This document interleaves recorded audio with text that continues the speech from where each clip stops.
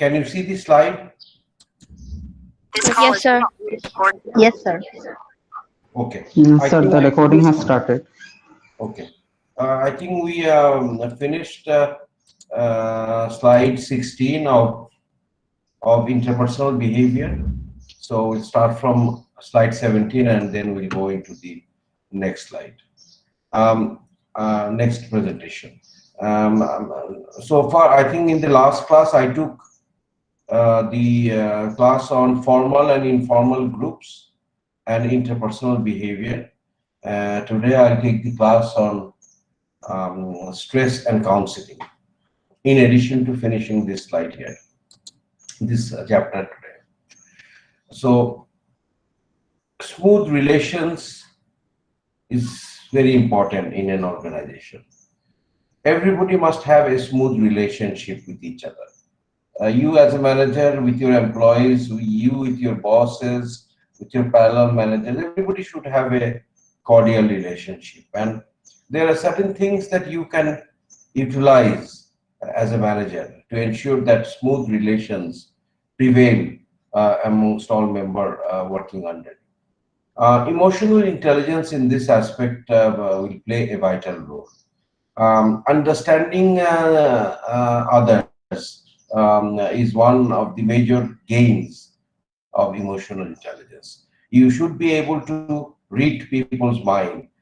We don't want you to be a magician. You cannot read exactly what is going on like a computer, but you can at least read the moods, understand whether somebody is happy, somebody is sad,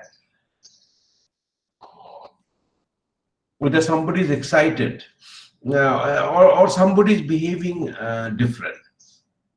Just by understanding that someone is behaving different, he or she does not behave in this manner today, his or her behavior is a bit different from other days. That's a big indication for you to understand that something is wrong. And not only wrong, it doesn't have to be bad, but something is different. Something happened, maybe something very happy, something that excited that individual, something very good news, something a good incident happened, or something bad has happened, something has happened. So you have to build on your emotional intelligence. As a manager, I told you earlier, IQ is important, but in management, your emotional intelligence is more important, and you must learn to utilize this emotional intelligence. You have to build on this emotional intelligence. Learn about co-workers' personal lives. When you are at a junior level manager, it's possible to learn in details about your co-workers, about employees working under you. But when you become the chairman of a company, group of industries, or a managing director having 10,000 people working under you, it may not be possible to know personal lives of everyone. You should know the personal lives of people who works in and around you. But as a junior manager, if you have 10, 20, 30, 40, 50, even 100 people working under you, even 150 people working under you, you should know something about their personal lives. Where are they from? Are they married? How many children they have? Is his family healthy? Is somebody sick? How is their parents? And other things. Where has that person been? What he likes? What she likes? He does not like. As much as you know about your employers, the more you'll be able to establish these smooth relations with them. When is their birthday? And certain things you have to do technically. It is not possible for you to remember the birth dates or the marriage dates of 150 people working under you. Some people can memorize it, but it's a difficult, daunting task. What I do is, I think I have shared this before. Whenever I go to a new place, I tell my personal assistants to collect the birth dates and the marriage dates of all the employees under me, including their spouse, their wives. And I tell him to buy 100 cards, marriage cards, and 100 birthday cards, and get it signed from me without the date. And just before the date of the birthday of an individual or the marriage day of an individual, he is instructed to post it to him at the day before. And that individual becomes very excited to see a card sent by his boss who remembered that it's his birthday or his marriage day. But the only thing I did is I just gave an instruction to my PA, and I signed maybe 200 cards per year or even a little more. But besides that, I have developed a habit of trying to know people working in and around me. Whenever I get into the car and I see that for some reason the driver has been changed, maybe the driver has gone on leave and somebody has replaced him. As soon as I see a new face, I start a conversation with him. Even if it is my old driver, as soon as I enter the car, I have to ask, "How are you today? Are you feeling okay?" One or two sentences I always ask whenever I see any employees. And if somebody new, I ask a few more questions. Where are you from? How are you married? Do you have children? Ensure higher education of your children. Do you have your parents? Things like that. Five, six, seven questions. And it's not important that you listen to his answer or remember his answer. Just by asking him these questions, he starts feeling that yes, my boss cares about me. He is asking personal questions about my life. So a sense of loyalty develops in his heart. These are simple techniques. These techniques it doesn't cost any money, and it really pays a lot of dividend if you can utilize them. Make mental notes about employees' like, dislikes, value, interest, preferences. This is very important. If you can, like if you go to a relative's house, they have invited you, and you go and your auntie, she cook dinner for you, or you go to visit your mother who doesn't live with you, and when you go, she cooks all the food that you like, because your mother is supposed to know what you like, what type of food you like to eat, and she cooks the food that you like. For example, I like what to say, simple things like, I don't know if any of you have eaten that, this seed of jackfruit.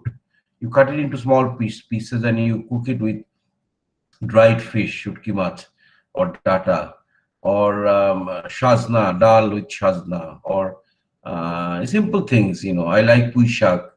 I like duck meat. I like khichuri. Things like that. And she will definitely cook these things when I go to visit her after a long time, or somebody who cooks this. Dudh kodu, a sweet that people produce with this. Um, Squash, love, and say that just because you came, I cooked this for you, and you feel very good. And if you can know the interest and the likings of the employee, you can actually to surprise them that you know it, and you can imagine how much of loyalty and love and affiliation this can create.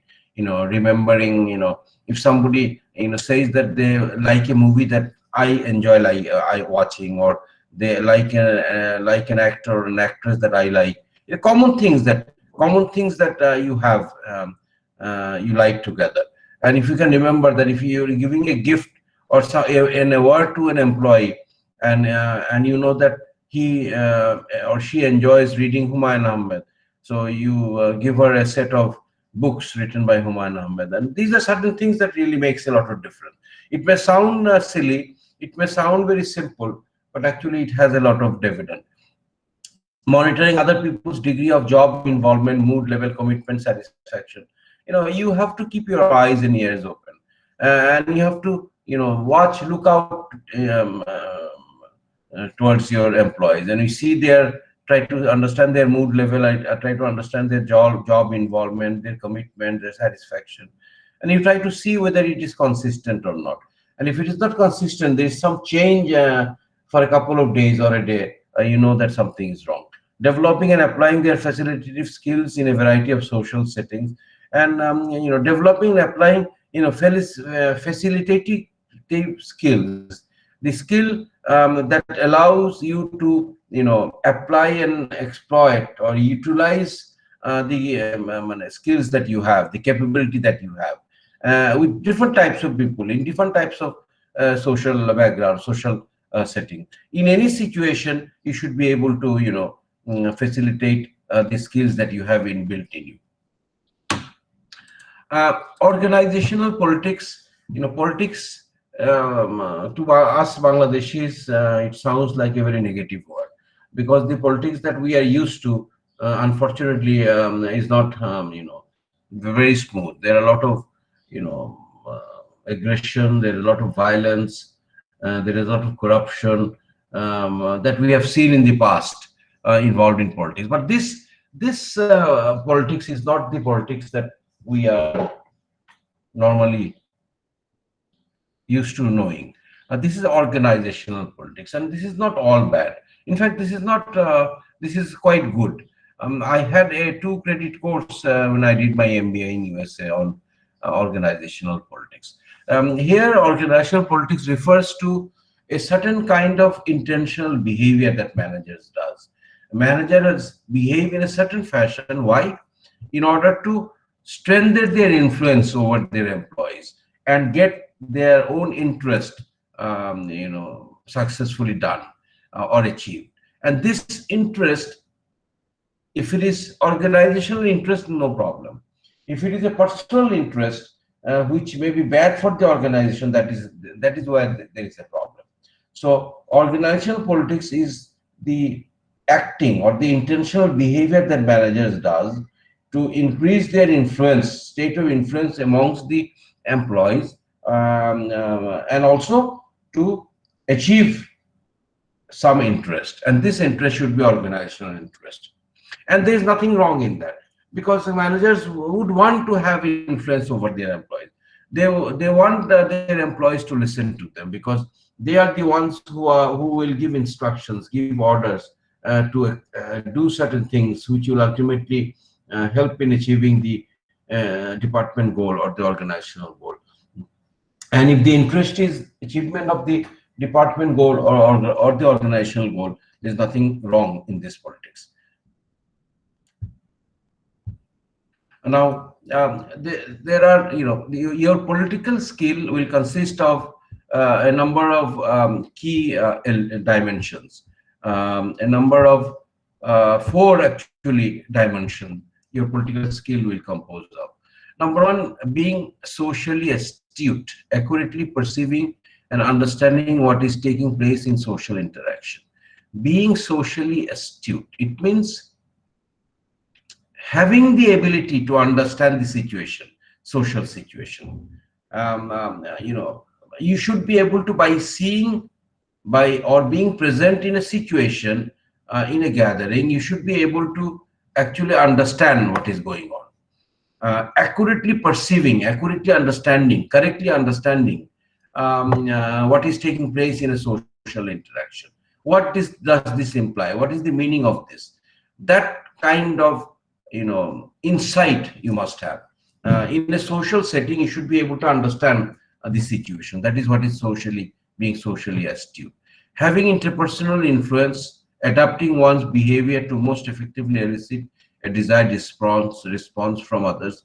Having interpersonal influence, it's very important for having political skill. Now, you as manager, you know that you have 10 people working under you, and how to behave with whom, that you must know. That is what is political skill. For some, maybe you just have to say, A, please do this for me, and he will do it. For B, you have to give him a pat in his back and say that, please do this for me. Number C, you have to give him a written instruction. Mr. C, you are, or Miss C, you are instructed to complete this job by this time, and that will do. Somebody else, you have to tell it in a stronger voice. Mr. D, yes, Mr. D, please do this for me. Last time I gave you an instruction, order, you could not do it. This time I want to see you do it. So you have to tell him a bit harshly. So you have to know how to change your behavior to ensure that you get maximum out of all employees under you, and who will react to what type of behavior, that you must know. That is what is having interpersonal influence. Creating useful network. Network is everything in today's world. You are actually the people that you know, and particularly in the professional field, professionals have strong networking.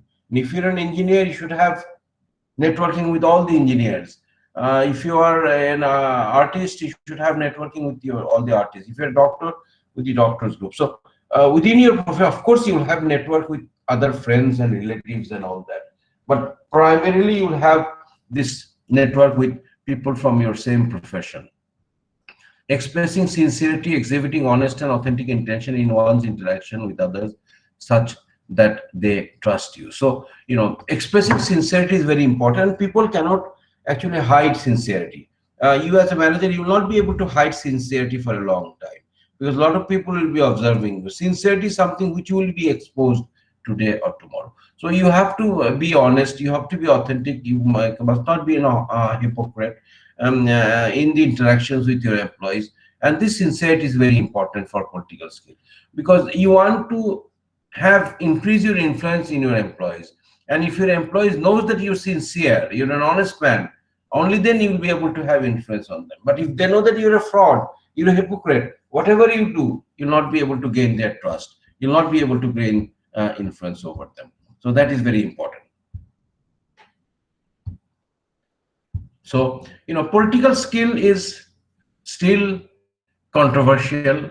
Some says that this is necessary for managers to handle employees, to control employees, and other things that by using political skill, it is possible that it is misused by managers to gain personal interest, and the company will be, affected by it.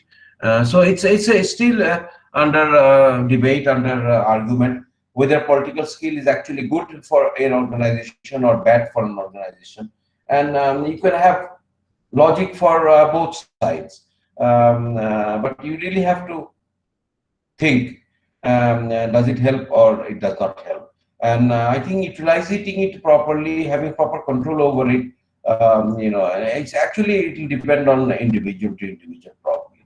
But this is something that is, a point that a debate continues, and people are still arguing, and no solution has been found yet. So that's all about this chapter. So we'll move on to the next one.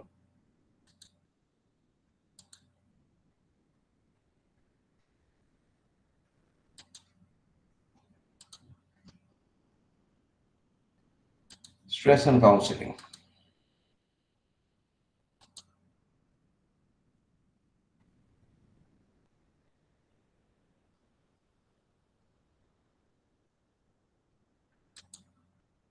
Okay, can you see the slide? Yes, sir. Yes, sir. Stress and counseling. Stress is the mental pressure that one suffers in their lives. It may be in the workplace, it may be in their personal life, it can happen anywhere. The mental pressure, the tension that individual suffers is called stress. And counseling is the medicine for stress. Counseling is a conversation with someone who tries to understand why that individual is undergoing stress, and tries to give a remedy, a solution to that. And stress, mental pressure, it's not, although it's not like having fever or like having an infection or a headache, nothing physical, but it is more than physical. It has, the impact is more than physical, and it's so common. Everybody will go through stress, and this stress can happen in your home, it can happen in your office, it can happen anywhere while you're traveling, you're communicating. Anytime this stress can actually take place. And that is why, as managers, you have to understand stress itself. You have to understand if you are going through stress.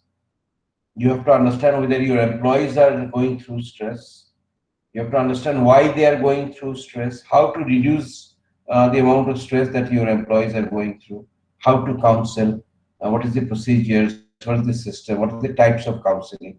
So there are many things to be learned about stress and counseling. And this is a subject which in no way can be ignored. It's very important for you managers to know.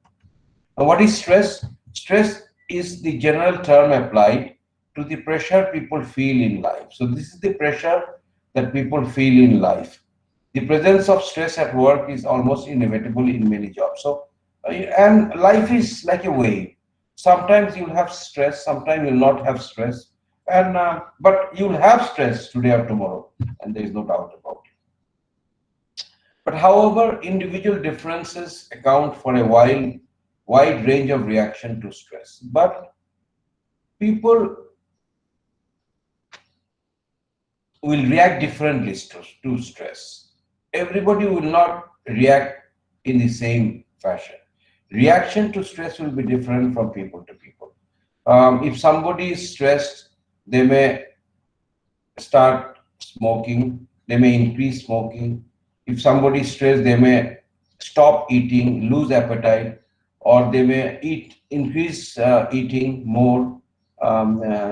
Some people may cannot sleep because of stress. Other people sleeps too much because of stress. So reaction is totally different. You cannot really predict. Each individual will react differently to stress. Some people become silent, they don't talk. Other people become argumental, short-tempered when they are stressed. So, reaction will be different, will vary. And if you're a good manager, you will exactly know how each individual, each employee reacts to stress who are working under you. A task viewed as challenging by one person may produce high level of anxiety in another person. So, and people also will not be stressed for the same reason.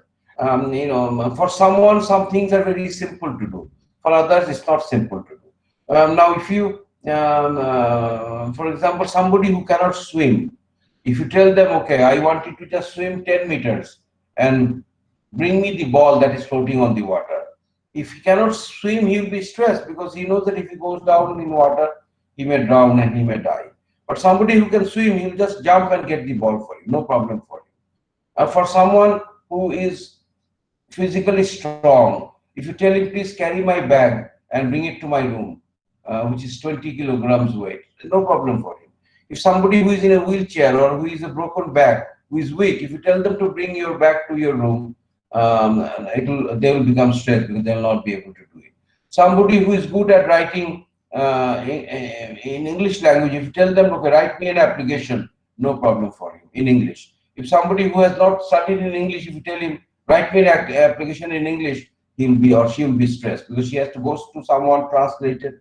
If somebody who is not good with maths, if you give him a mathematical problem, that person will be stressed. So, why people are stressed will also vary. And people will not be stressed for the same reason. When pressure begins to build up, it can cause adverse strain on a person's emotion, thought process, behavior, and physical condition. This is why you are concerned. If some of your employees are stressed, it will affect their emotion. They may become temperamental. They may become short-tempered, eccentric. It may affect their thought process. They may not be able to take the right decision because they are stressed. Their behavior will be different, and even it will have impact in your physical condition. If you're mentally stressed, do not think that it's something mental. It has nothing to do with your physical condition. Or it has. If you're stressed for a long period, it can lead to blood pressure, hypertension, ulcer, many physical aspects or disease can be initiated because of having stress. Here is a list of some negative symptoms of unmanaged stress. So manage has to be, it's illness, it's a rogue, and it has to be created. It has to be treated. It has to be treated through counseling. At times, it has to be treated through medication. And if it is not treated, it can lead to many negative symptoms. I have categorized them under three headings. One is physiological. You may have ulcer because maybe you have lost your appetite, you can't eat. You may have ulcer. You may have digestive problem. You can see having a mental problem and you cannot digest food. What relation it has? You may have headaches. Most common physiological reaction to stress. You may have high blood pressure, sleep disruption. Some people may have too much of sleep, and so there will be physiological symptom if stress is not managed. Psychologically, you may be, emotionally unstable. The moodiness can come in, nervousness or tension, chronic worry, depression, burnout. All this I'll define burnout subsequently. these kind of physiological, psychological, and other, these are all exhaustive. And behavioral, excessive smoking, abuse of alcohol and drugs, absenteeism, aggression, safety problem, performance problem. So, your behavior will also change. People may be addicted to drug because of stress. There's a drug called ecstatic. Anybody has heard of this drug? Anybody has seen the series Breaking Bad? Yes, sir. Anybody? Yes, sir.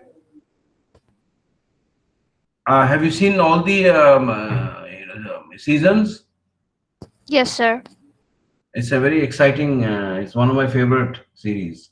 But he used to produce petametamine, this yaba tablet. But there's a drug called ecstatic. Anybody has heard of this? Ecstatic. Anybody has taken that drug? তো বলবেন না অবশ্য কেউ। I don't know if it's available in Bangladesh. Ecstatic means happiness. It's a drug.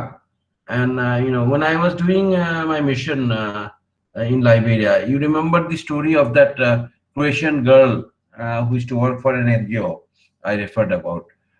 She was telling me that when she was young, she used to take this ecstatic drug. And ecstatic means happiness.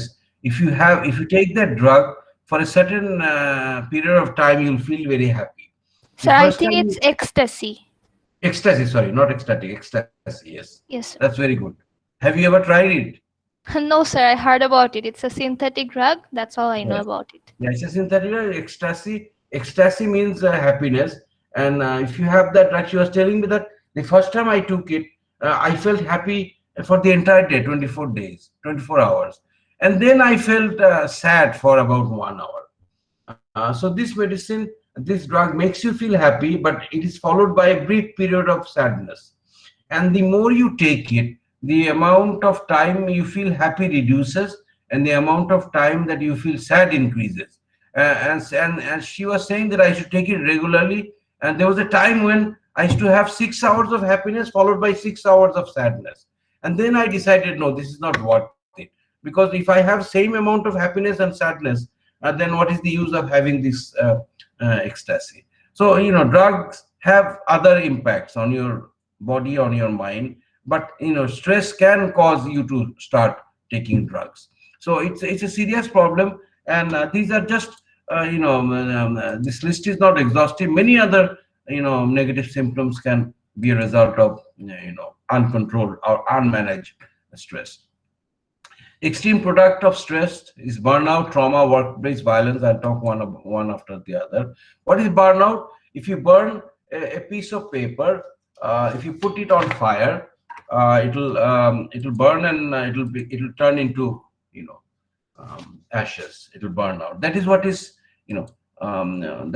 burnout. If you're if you run for many hours, or you walk or do something physical for a long time, you'll get tired. All the energy that you have in reserve will finish, and then you have to replenish your body. You have to replenish your body by taking some rest, eating some food, and allowing that food to create some energy, and then you can work again.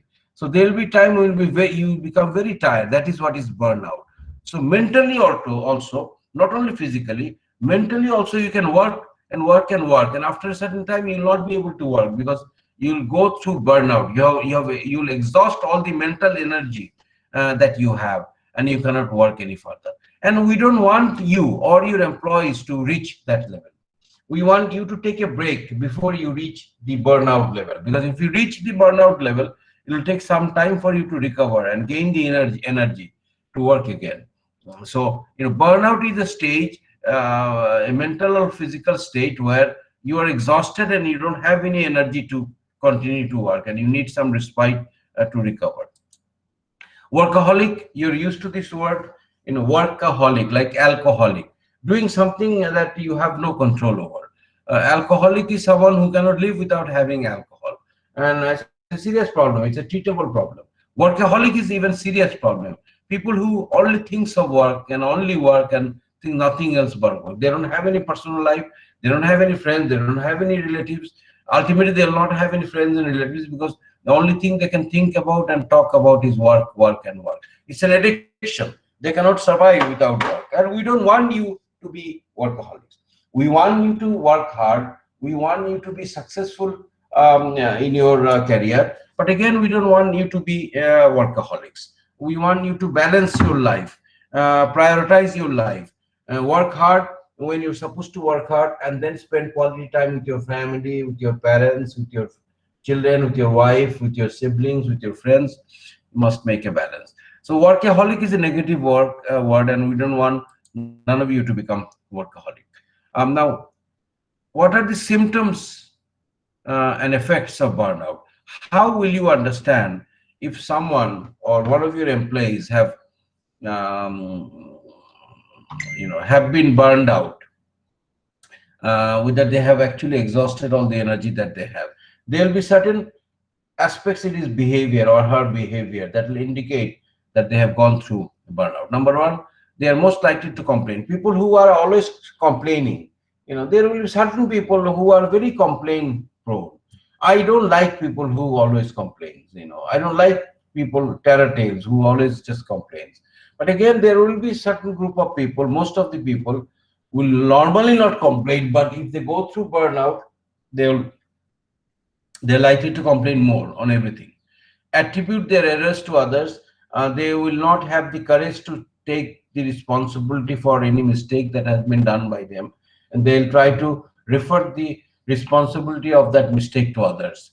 And they will attribute their errors to others. They'll blame others for the mistakes that they have done, magnify their dominant traits. They try to highlight the values or the qualities that they have, be highly irritable, short-tempered, অল্পতেই খেপে যাবে, চটে যাবে. They become very irritable. Many of them think about leaving their job to seek out opportunities to become trained for new career and actually to quit.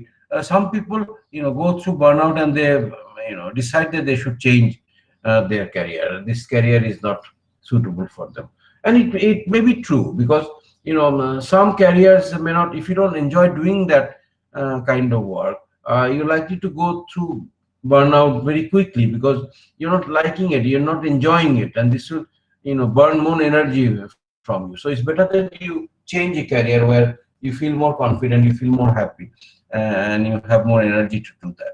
Burnout leads to increased absenteeism and decreased quality and quantity of your performance. And if your employees go through burnout, they'll have a tendency of coming late in office, not coming in office, being absent very frequently, and definitely the quantity and quality of their job performance will decrease. Trauma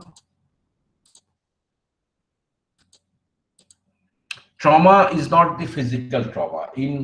In most of the hospitals and private clinics, you can see a signboard, trauma center. There are different films and series made on this also. These trauma centers in the hospitals are places where individuals who has gone through a physical trauma are taken to be treated. Somebody who met a fatal accident, or something happened to his or her body, they are rushed to the trauma center where emergency medical treatment are given before specialized treatments are given. But this trauma is about your mental trauma. People will go through mental trauma, particularly if they have seen something horrific, if they have seen some violence occurring in front of them, or some abuse that took place in front of them. This will have a mental footprint in their mind, and this will disturb them throughout. During the War of Independence in 1971, I was just 2, 3 years old, 3, 4 years old, very young. I have just very brief memories, but my sister was older than me 2 years. She had a better memory, and I remember and we lived in during when the War of Independence started. We were living in Kotbari, Kumilla, BART, Bangladesh Academy for Rural Development. My father was working there. He did his MS in Philippines and did his MAG from Dhaka, and then went to Philippines where me and my sister was born, and then he came back and joined BART. Dr. Akhtar Hamid Khan, he was the creator, founder of BART. He was from West Pakistan, but he loved Bangladesh deeply. He was the principal or a teacher of Victoria College, and then he opened this concept, Academy for Rural Development. It's a very fine institution. I don't know if any of you have been there. It was like a futuristic, place in a place like Kumilla. If you go inside the architecture, the way our houses were built, they had a cafeteria which had a self-service system, which was the first to be introduced in Bangladesh. It has a huge library with encyclopedia from Britannia, from many press organizations, and I used to spend a lot of quality time in that library. It was a five-story library. Can you imagine? With so many books to read. So it was a nice institution. And why I was telling this story, and yeah, and it was near Kumilla cantonment. And when the war began, since Pakistani soldiers were located in Kumilla cantonment, there was a lot of aircrafts used to come and bomb the cantonment, Indian aircrafts. And we had a bunker built close to our house. And whenever there was shelling going on, we and all our aunties and uncles, our neighbors, had small bunkers dug beside the house to go inside and hide there. And this had a permanent effect in my sister's mind. And I remember after the independence, for a couple of years my sister used to have nightmares. She used to scream out and cry at night, fearing that these planes will come and bomb her. So because of the trauma that she has gone through being a little girl, I was too small to have this trauma, but my elder sister did, and it really affected her. So it can happen to any one of you. You're in office, you're working in office, suddenly your colleague sitting beside you, who you have been working for last 5 years, one fine morning you find that he or she has been fired. So this will create a trauma in you, that you can be fired also any day. Or you find that some of your colleague is being mistreated by the boss, physically beaten or abused, and this may create a trauma in you. Or you're going, you're a bank, you're working in a bank, you're a bank clerk, and suddenly a bank robbery takes place. Somebody with an arm comes in and they shoot someone and kill someone. You see a death happening in front of you. This can create a trauma in you. So office trauma is not very uncommon. It is common. If you see something devastating, this will create some mental pressure in you, and this will affect your performance. It will affect your output, and you have to keep an eye as a manager open to see whether any of your employees have gone through this trauma or not.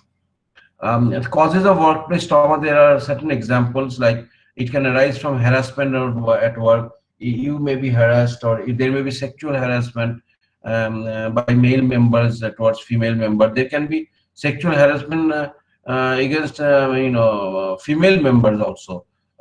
Some female boss trying to harass somebody else. It's not very uncommon.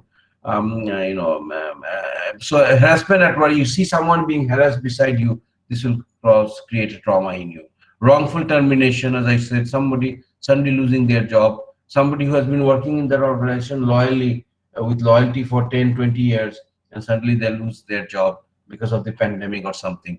Discrimination, this is not uncommon. It happens because of your color, because of your background, because of your religion, because of your sex. Many reasons people can be discriminated. And employees, from where you are, which district you are, which college you have studied in, for many reasons, the discriminations can take place. An employee perceived incapacity to meet evolving performance expectation, and if you're giving tasks to someone who is not capable of doing that, this will create a trauma. As I said, somebody who does not swim, you tell him just swim 100 meters and bring me that thing. This will create a trauma. Somebody who is not good, who doesn't know how to operate Excel, you tell him prepare this Excel sheet and bring it to me. That will create a trauma. So if you expect someone to do something which it is not within their capability to do it, this may create trauma. So the effects of trauma are severe moodiness, concentration difficulties, alienation, in addition to the more distinctive behaviors of tardiness, absenteeism, and accident proneness. This may also lead to accident. If you go through a trauma, if you're not In a stable mental state, if you're driving a car, you may commit an accident. If you're operating a machine, there may be an accident. So it can really, lead to, some accident. Can you all hear me? Am I still audible? Yes, sir. Yes, sir. Okay. Yes, sir.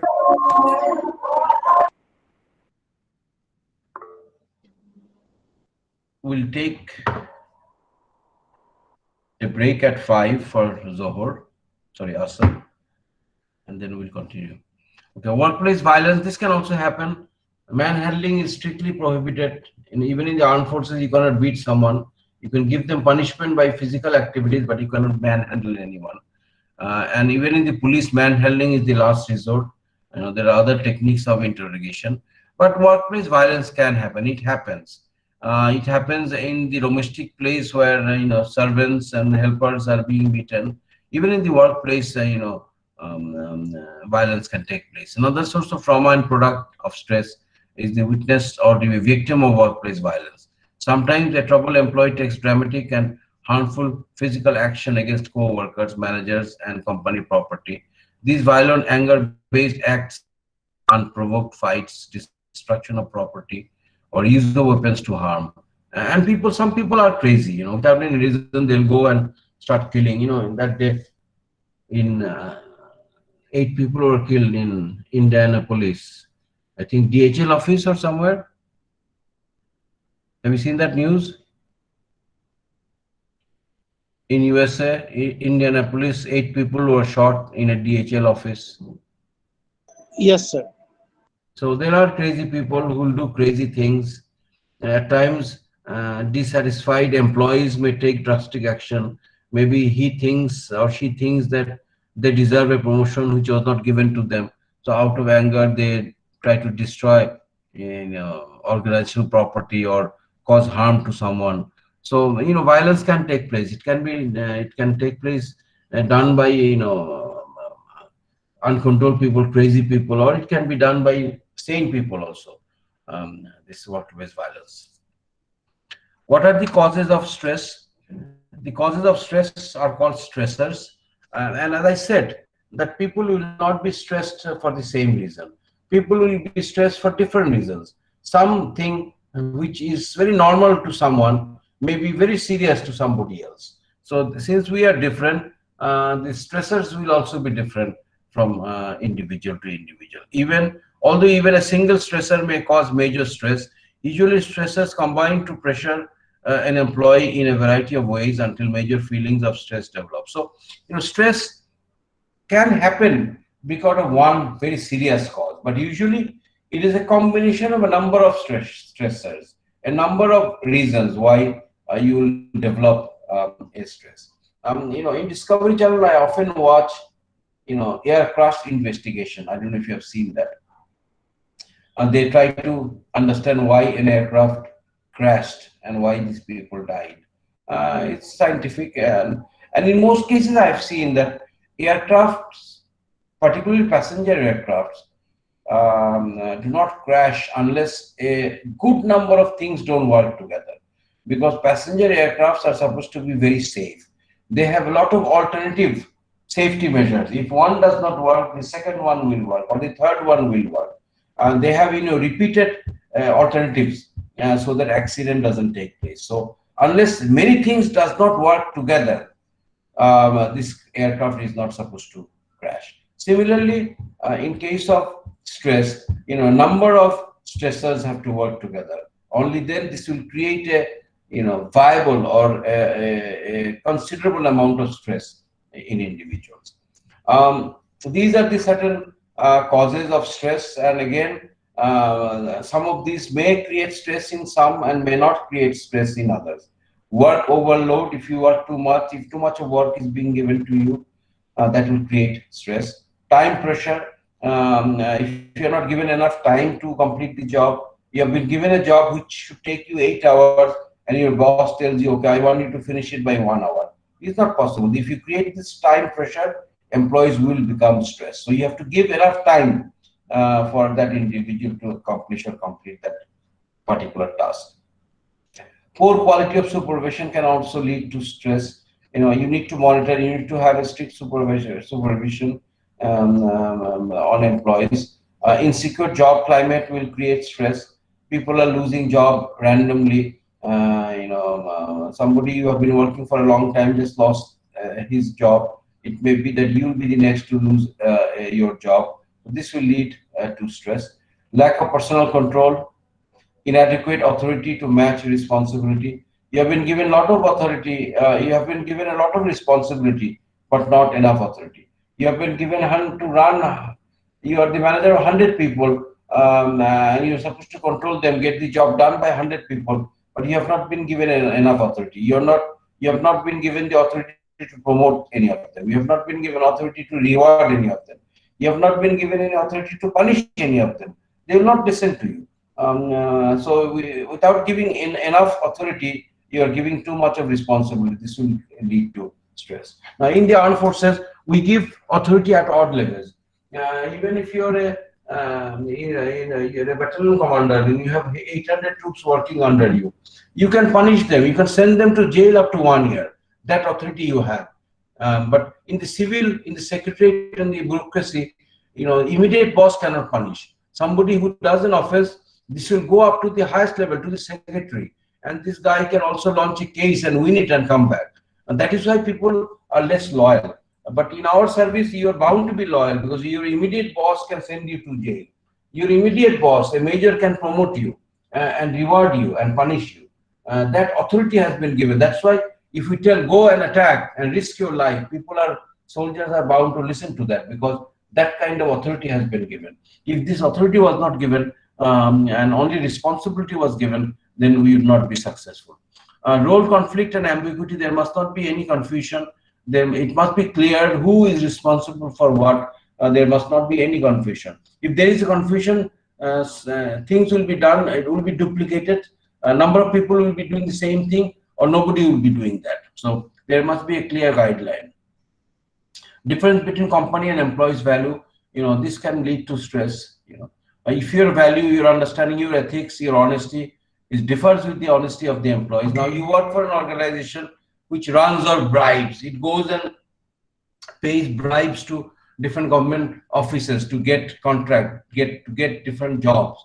And you don't like this, you don't want this. So if you have this difference in your values with the organization, this will create stress. For some people, it may not create anything. Change of type, especially when it is a major. So people do not like change. People like status quo. So change will create stress. Frustration will create stress. Technology with inadequate training or support will create stress. If a new technology is introduced in a company, it's for the betterment. It's supposed to make things easier. But if you don't know how to operate that machine, this will create stress. So you have to learn it first to make it useful. Frustration is another cause of stress. Is frustration. Frustration, it is a result of motivation being blocked to prevent one from reaching a desired goal. This is what is frustration. For example, you have gone to office, your boss has given you a task and said that, okay, give it to me after 4 hours, and you're working on that task. But in the meantime, your wife calls and tells that, okay, I need some onion and some dal, go to the market and buy this. Your daughter calls and says that you need to pay her the tuition fee, you need to talk to the teacher. Your mother calls and says that you need to go to the doctor to change her medicine. Your boss again calls and gives you another task. So you become frustrated. You've been given a task, you're trying to finish it within 4 hours, but you're not being able to do it because of other things that has come up. That is what is frustration. One of the most common reaction to frustration is aggression. People become aggressive when they are frustrated. They can become very hostile, they become very volatile, and they become very short-tempered. Whenever people are aggressive, they are probably reflecting frustration that are upsetting them. Additional reactions to frustration include apathy, withdrawal, regression, fixation, physical disorder, and substitute goals. So these are the reaction to aggression. Now, this is a very interesting model. It is a stress performance model depicting two stress thresholds. Now here, Mr. A, can you all see this graph? Yes, sir. Yes, sir. Here, Mr. A and Mr. B, these are two individuals, Miss A or Miss B, Mr. A or Mr. B, or Miss A and Mr. B. Two individuals. In this graph, the vertical line depicts job performance, how much job you can accomplish. And the horizontal line depicts the amount of stress that is created in you. That is the amount of pressure that has been given to you to accomplish the job. So if you talk about Miss A follows this line. So if you give her pressure that work hard, her performance will increase. So you're giving stress, and from here she'll reach the optimum performance level. She'll produce her highest, and this will continue for this amount of time. So from here to here, if you keep on giving pressure, she will give her maximum performance. But if you give more pressure than this, you see drastically her performance reduces and it becomes zero at a certain level. So this indicates that in order to increase the job performance of individuals, you have to increase the amount of stress. You have to give them more pressure. And at a certain level, they'll reach the maximum performance level. And that will continue for a certain amount of time. But if you give more pressure than this, suddenly their performance or outcome will drastically reduce. But this will not be the same for all individuals. If you see at Mr. B, if you give increased pressure, his performance will increase and it will reach the highest level somewhere here. And this highest performance will continue up to this level. And then if you give more pressure, suddenly there will be a reduction in their performance. So you see the threshold, stress threshold for A, she is giving us the maximum performance at this amount of stress, and Mr. B is giving us the highest performance at this amount of stress, and it differs from this Mr. A to Mr. B. So this model tries to depict how the reaction of people are different, and how people can absorb pressure and their performance can increase and then suddenly decrease, and the amount varies from one individual to the other. Have you understood this? Could I make myself clear? Yes, sir. Yes, sir. Yes, sir. These are certain common personal strategies for managing stress, and you can evolve your own system to manage stress. There was a drama written by Humayun Ahmed where Ali Zakir, may Allah bless his soul, I think he died during the pandemic this year. He used to break a glass of water to cool his mind. Whenever he used to get angry, he used to throw a glass made of glass and he used to break it. Seeing the glass break, this is to reduce his stress in him. So people will find, what I do is, I have some video games in my phone. Even in office, when I'm very busy and I feel that I'm getting stressed, I just tell everybody to go out and I sit in my table and I just play a video game. A simple video game, a temple run, or hay game. I used to play a farming game, hay game, and other simple games. I just play for 5-10 minutes, and I feel that I'm feeling better. And there is a have you seen that fidget spinner? There is a thing that goes, it keeps on running in circles. Have you seen that toy, fidget spinner? Yes, sir. Yes, sir. Yes, sir. And it rotates. You just push them and it rotates. And I have a number of them. I have one in my office. I have one in my desk in different places. And whenever I get a chance, I just bring it out and I roll it for a few times. Just seeing it go around. Nothing serious. It's not a very expensive device, or it's a proven treatment or anything. But just playing with it for a few seconds makes me feel good. So you have to find out your own means of how to cool your mind, how to deal with stress. You can look at somebody's picture. You can look at the photograph of your favorite heroine or hero, or think of a nice event in your life. You have to find out your own means, and these are certain examples. Resist working long hours or accepting overtime. Don't work more than your body and your mind can. Money is not everything in life. You don't have to accept overtime always. Give some respect to yourself. You must treat yourself also. We all work hard throughout our lives, and we do things for our wives and our children, our mother, and we hardly do anything for ourselves. Volunteer for flex time or other alternative work schedule. If your company has that flexibility, you should work.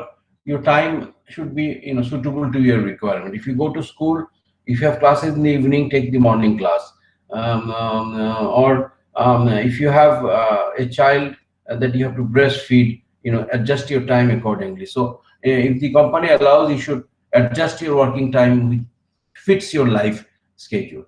Identify the people who cause stress and avoid them. There will be some people you will not like. দেখলেই মেজাজটা খারাপ হয়ে যায়, and try to avoid them কোনো কারণ ছাড়াই। Maybe they're good people, good heart, but you just don't like them. এবং injection দিয়ে তো তোমাকে তাকে পছন্দ করানো যাবে না। So if there are people that you don't like, avoid them. Don't look at them, don't go close to them, don't marry them, don't kiss them, just avoid them. Maintain a healthy diet and eat regularly. Nutritious food is very important. You must have a balanced diet. You must eat regularly. Eat every after 3-4 hours. Not that you eat after 10 hours. You eat a lot of food after 10 hours. That is very unhealthy. You take small amount of food after a few hours of gap. This is better. Obtain regular exercise. Get enough sleep. Sleeping is very important. To me, sleeping is one of my favorite recreation. I love sleeping. And whenever I get the opportunity, আমি এখনো আমাকে 10 minute time দিলে I can sleep 9 minutes, and I'm always hungry. আমার সবসময় খিদা থাকে. It's a gift from Almighty Allah who has created me. I enjoy eating and sleeping are one of my two favorite recreations. The most favorite recreation, you know what it is. I don't want to mention it. You'll feel embarrassed. এটা আমাদের অনেকেরই এটা favorite, but sleeping and eating is second and third favorite.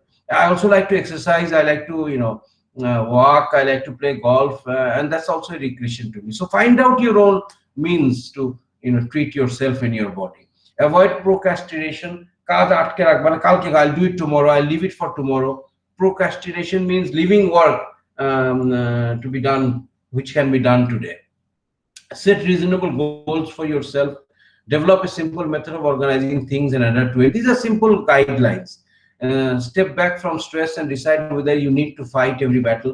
You don't need to fight every battle. A good soldier, a commander do not fight every battle. They leave some battle and they choose certain battles that they will fight and they will win. So choose the battle where victory is ensured, and do not try to fight all battles. If you try to fight all battles, you will become weak. In the battlefield, it's told that you cannot spread your soldiers to guard the entire border. You have to leave some border and concentrate your troops in a certain border where you will be strong. That you have to do. Consult with a trusted friend before becoming involved in new activities. Trusted friends are very good advisor. But the most difficult part in this is to identify whether somebody is a trusted friend or not. If you have a trusted friend, it's an asset of your life, and you must value that and take advice from them. Without hesitation, ask your mother and your father. They will give you the best advice. And amongst friends, you really have to be careful in choosing or deciding whether somebody is trusted or not. Develop a balance of physical, emotional, mental, and spiritual capacities. Develop a balance of your physical. Make some time to do some physical activities. Enjoy yourself watching TV, listening to song. Do whatever is necessary to cool your heart, your mind, your spirit. If you're religious, pray, offer your prayers, do puja, offer namaz, go to the church. Even religion gives you a lot of mental peace, mental satisfaction. So there are many things that you can do. Find and create opportunities to laugh. It's very important. Laughter is the best medicine. Ha ha ha ha. I enjoy laughing. I enjoy humor. I enjoy watching comedy movies, comedy series. And if something funny happens, I laugh out loud. I don't care what people think. And when I am happy, I make a sound and laugh, because it is a very good medicine. Laughter is the best medicine. Even I used to ensure my troops start the physical training in the morning by laughing for 1 minute, and then breaks before after PT and laughs for 1 minute. Even if they don't feel like to laugh, I used to force them to laugh. So find out, if you're sad, always if you don't know how to laugh, automatically you will become sad, and this will affect your mind. So we'll take a break now. Let's take a break of 17 minutes, and I will come back at 15:20 to finish this chapter. Is that